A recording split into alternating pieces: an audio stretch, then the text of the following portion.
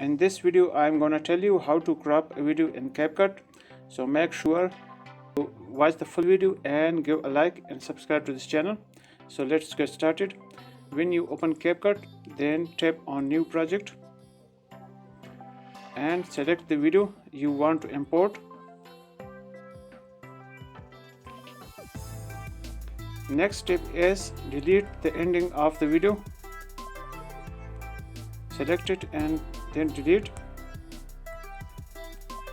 Now tap on edit option on the bottom left corner. Now here tap on edit option.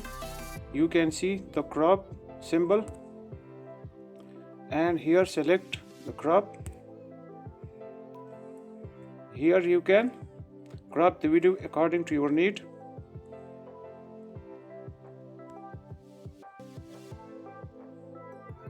I want to crop it after end, at end.